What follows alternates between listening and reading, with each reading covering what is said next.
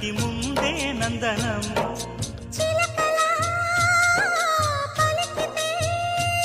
ఉండిపోదా సంబరం ఉండే కాదా మందిరం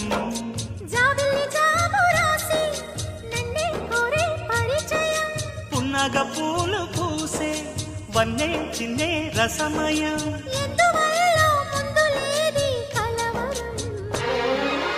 అగిరి పడిన పెదవికేంటి అర్థం